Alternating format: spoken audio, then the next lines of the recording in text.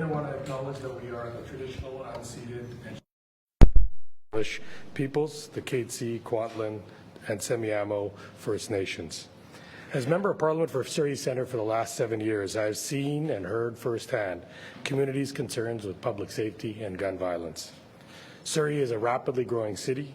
More important now than ever, its youth population is growing and expanding, and it has to make decisive change in regards to public safety and gun violence. There's a strong need and desire to prevent gun violence as it continues to threaten safety and well-being of communities across Canada and in cities like Surrey. Public safety and gun violence prevention means supporting those that are most vulnerable to our community. Our homeless population, youth, women, and others will benefit the most from a greater expansion in public safety laws. Beyond that, innocent bystanders continue to get caught in the crossfires of gun violence. Right here in Surrey, Paul Bennett, who was shot in his own driveway in 2018, or Christopher Mohan, who was shot in 2007 as an innocent person in a hallway. Victims of domestic abuse also suffer from the same effects of gun violence, like Maple Battaglia, shot only a few meters from here in 2011 in response to ending a relationship. We cannot continue to wait to protect these people. Expansion of public safety is our priority. As we continue to face threats from those looking to harm our communities, this announcement could not have come at a greater moment. Canadians deserve better, and we will continue to pave the way for a brighter future. I look forward to today's announcement and how it will make a real difference for Canadians. And I'd now like to introduce the Right Honourable Prime Minister Justin Trudeau, who will make the announcement today. Thank you.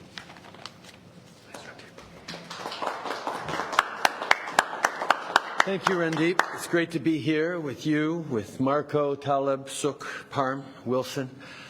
Before I begin, I want to acknowledge that we're on the traditional, unceded and shared territories of the Coast Salish peoples, the Katzie, Kwantlen, and Semiahmoo First Nations.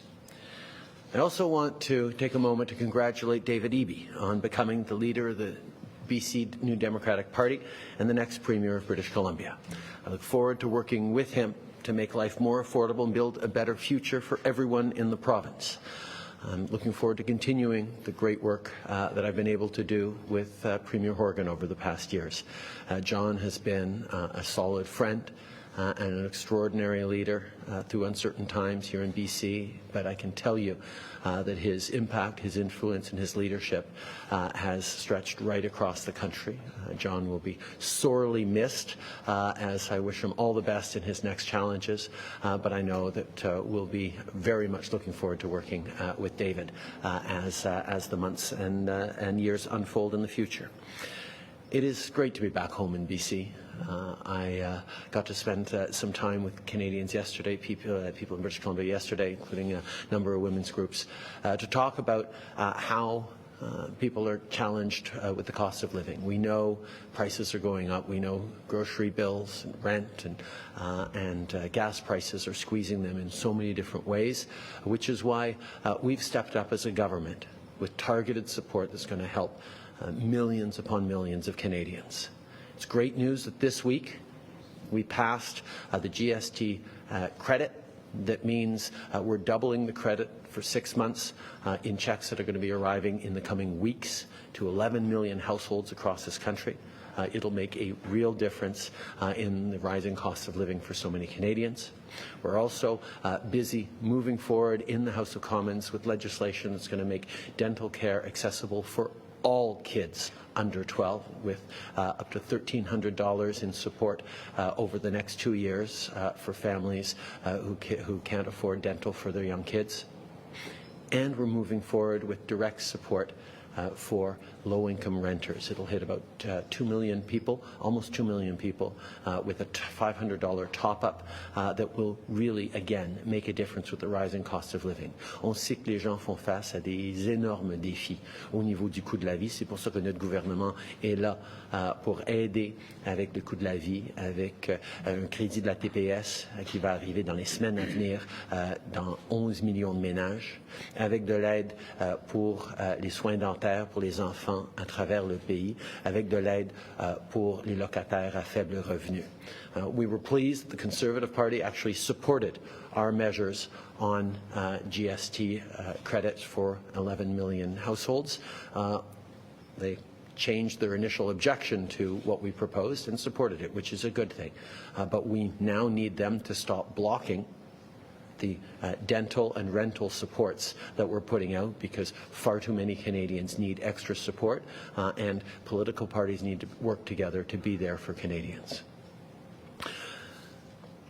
We're here today to talk about what we're doing to keep our communities safe. As we see gun violence continue to rise in our cities, and unfortunately Surrey and the Lower Mainland are no exception, we have an obligation to take action. Today we're joined by families and advocates, people who've been at the forefront of the fight for tougher gun control for years. People like Eileen Mohan, who lost her son to a stray bullet when he was only 22, 16 years ago this week. Thank you for all your leadership and your courage. When people are being killed, when people are being hurt, responsible leadership requires us to act. Recently, again, we've seen too many examples of horrific tragedies involving firearms. Il y a 2 ans, notre gouvernement a interdit 1500 modèles d'armes d'assaut, comme le Ruger Mini 14 utilisé à Polytechnique et le AR-15. On a aussi élargi la vérification des antécédents pour empêcher que les armes à feu tombent dans les mauvaises mains. In May, our government introduced measures to implement a national freeze on handgun ownership. Today, our national freeze on handguns is coming into force. From today forward, it is no longer legal to buy, sell, or transfer a handgun in Canada.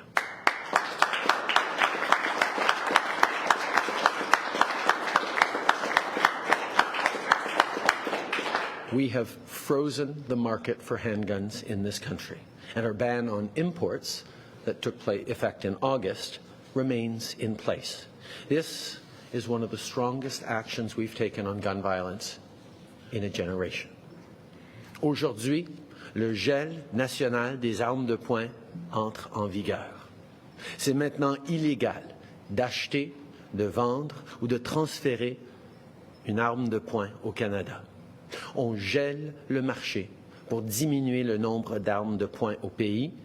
C'est une des mesures les plus fortes qui ont été prises pour augmenter le contrôle des armes à feu depuis une génération.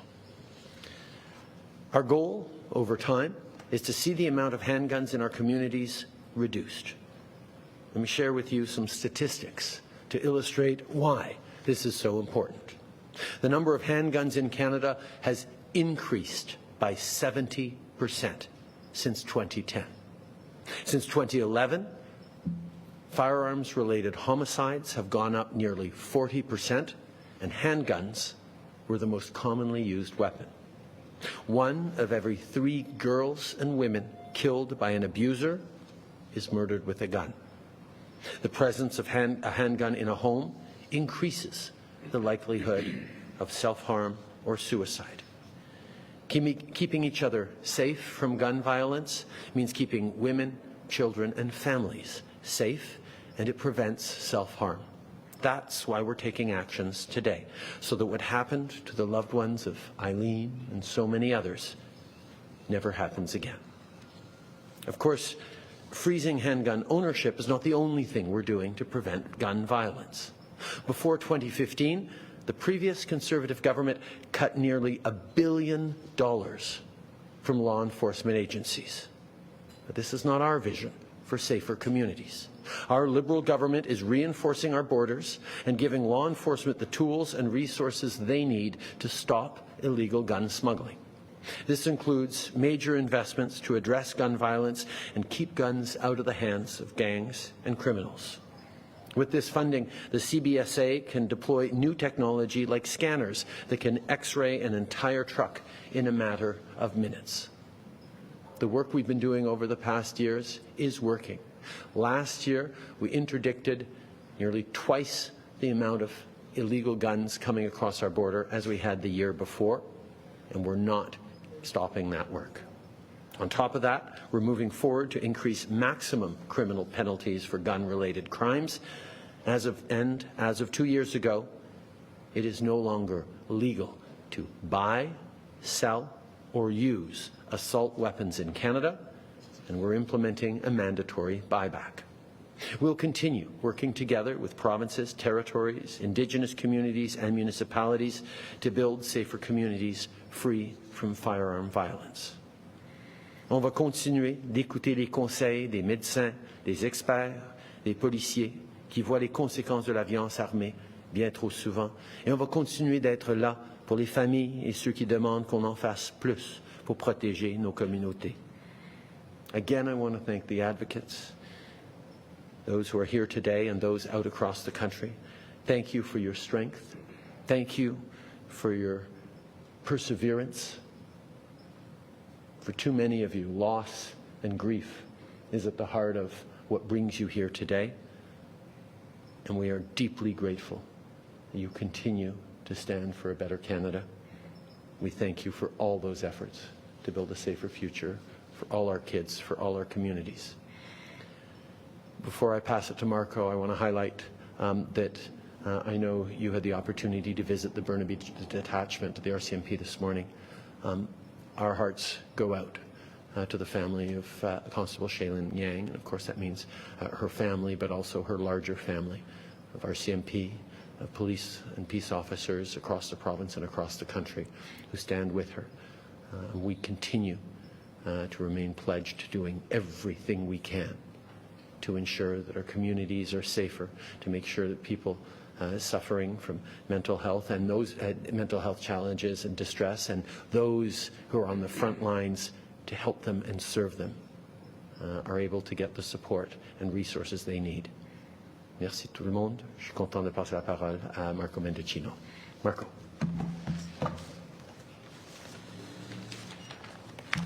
Merci, Premier Ministre. Bonjour tout le monde, and thank you to Randeep and our entire caucus in Surrey and in the Greater Vancouver area for the stellar leadership that you are showing, not only on public safety but on affordability and a wide range of issues.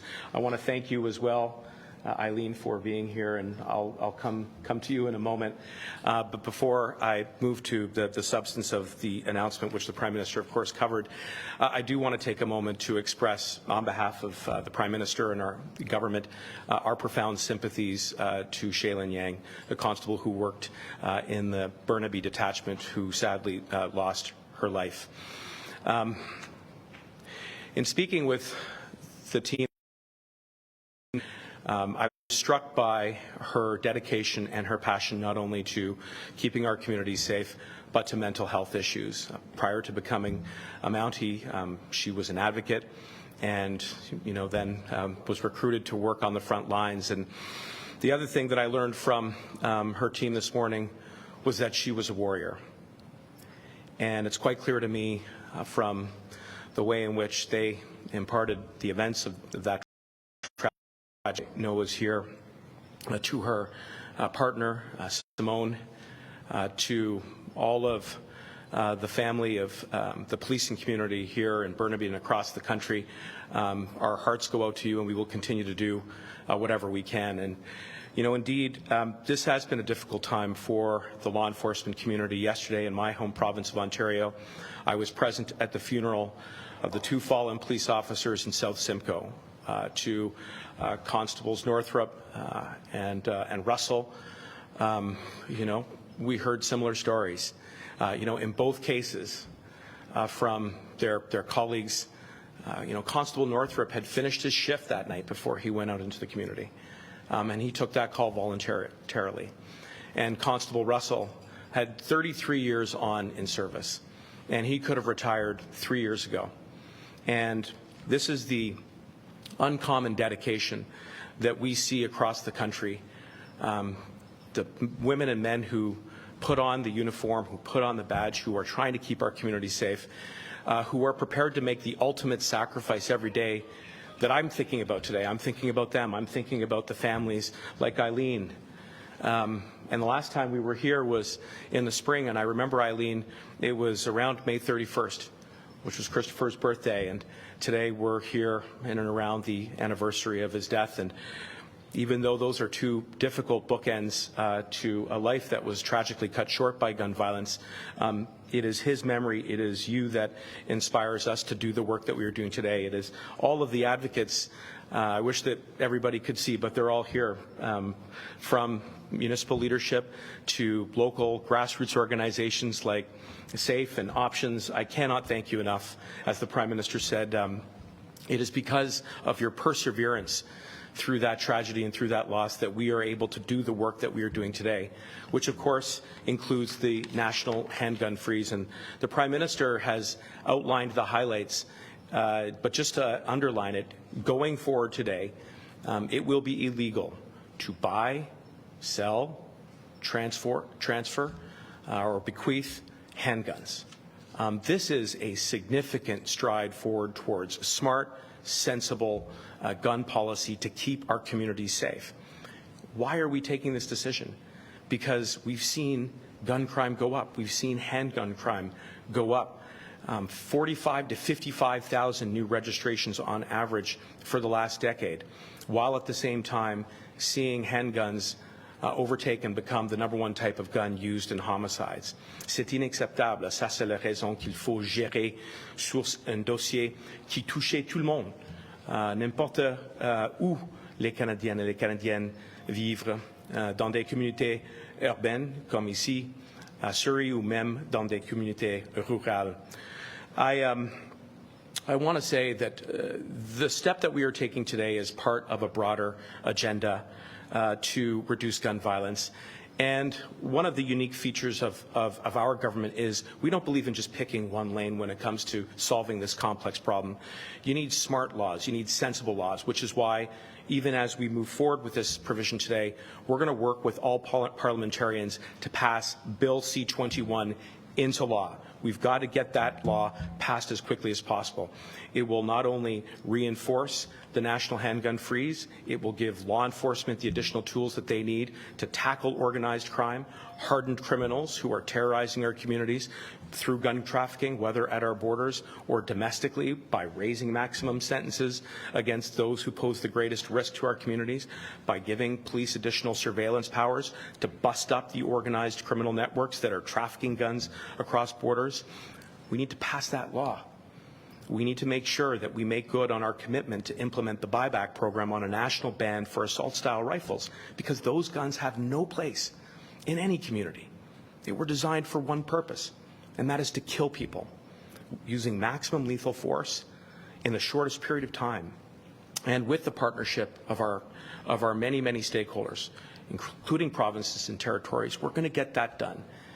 And finally, we need to stop gun crime from occurring in the first instance. And I'm so proud of the leadership, Prime Minister, you have shown, our government has shown, in launching the Building Safer Communities Fund, which is a program designed to partner with the people who are in this room, who know where the risks are, who know when young people meet that fork in the road, how we can empower them to have that sense of belonging, of confidence to make the right choices.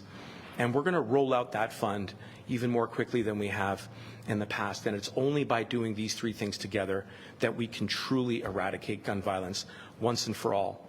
And we owe it. We owe it to everybody. We owe it to the victims and families who've been touched, whether you're talking about Portapique and Truro and Nova Scotia, les familles des survivants de la tragédie au Québec, de la Polytechnique ou la mosque à la ville du Québec. In my hometown, the families and the survivors from the Toronto Danforth shooting, or right here in British Columbia with Eileen, so that there isn't another tragedy like that again. Thank you very much. Merci beaucoup.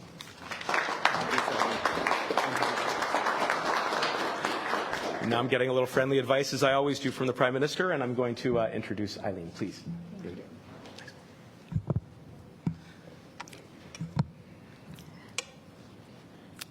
October 19th marked the 16th anniversary of my son, Christopher, who was stolen from the doorsteps of my home.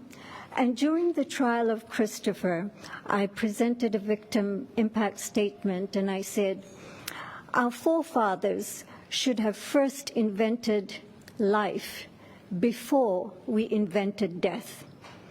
And whenever I had an opportunity to do a rally and advocacy in my son's memory, I always said an elected official's first and foremost priority is public safety and security.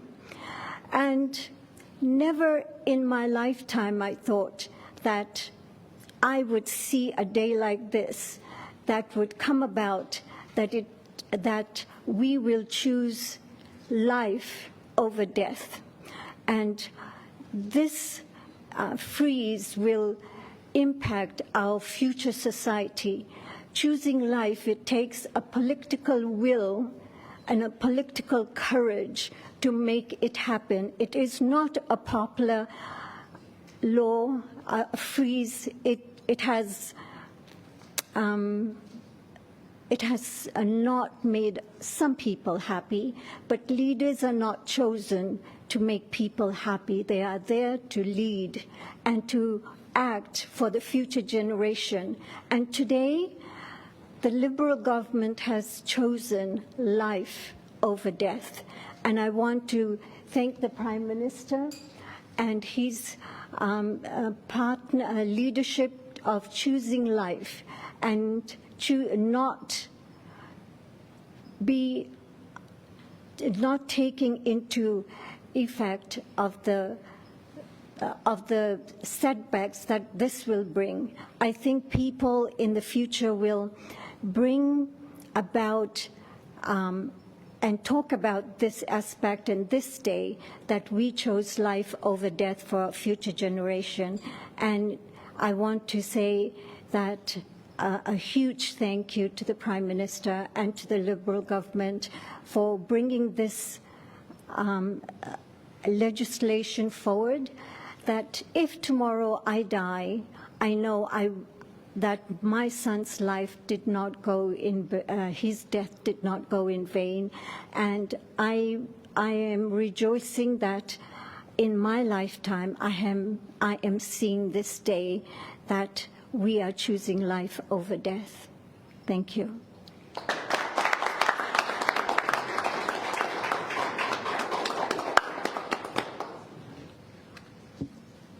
Thank you, Eileen. I want to thank her for her advocacy, Minister Mendocino and the Prime Minister.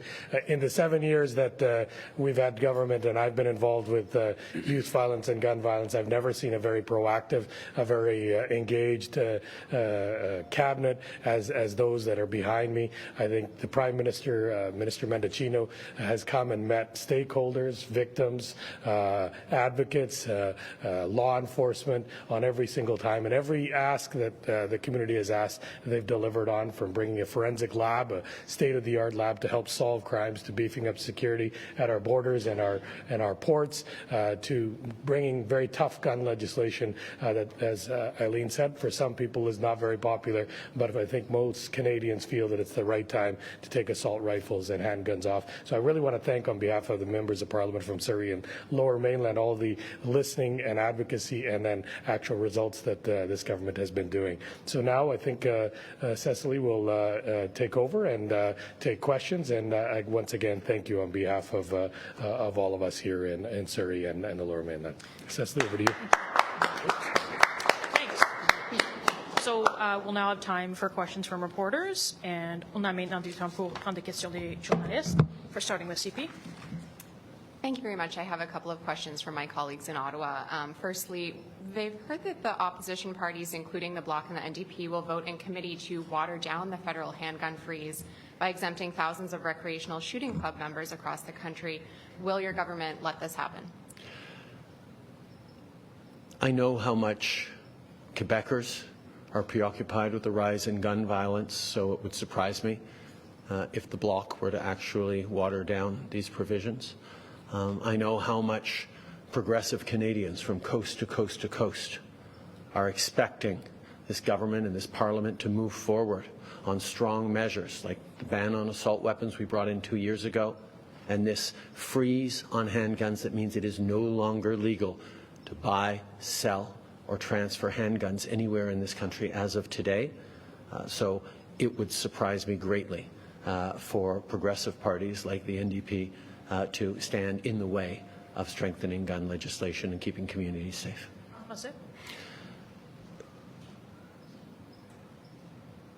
Je pense que tout le monde sait à quel point les Québécois s'attendent à ce qu'on continue de renforcer le contrôle des armes à feu. Je sais que le Bloc est très conscient de ce que les Québécois demandent. Et je sais que les Canadiens d'un bout à l'autre de ce pays progressistes veulent avoir plus de contrôle des armes à feu. Alors ça me surprendrait énormément que le NPD choisisse d'affaiblir le contrôle des armes à feu qu'on est en train de proposer. Depuis 2 ans, il est maintenant illégal d'acheter, de vendre ou d'utiliser des armes d'assaut. Et à partir d'aujourd'hui, on ne peut plus acheter, vendre ou transférer des armes de poing.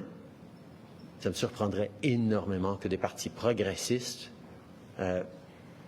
essayent d'affaiblir ces mesures-là.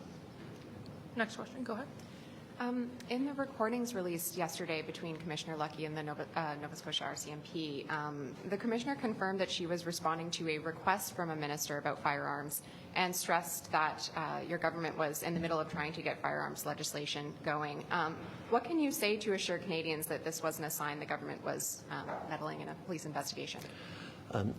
In the days and weeks following the horrific massacre in Portapique, a killing that left communities reeling, families grieving, and Canadians from coast to coast to coast shocked. Canadians and those families wanted answers. We wanted to make sure that those families got as many answers as they could as quickly as possible, which is part of why we launched the public inquiry that's going on right now. But every step of the way, we recognized and supported the fact that the RCMP and police of jurisdiction are the ones who decide what is released and when. They make decisions about how to balance the need of the public to get answers and the need to protect the integrity of investigations. And as we saw in this case, it was the police that months later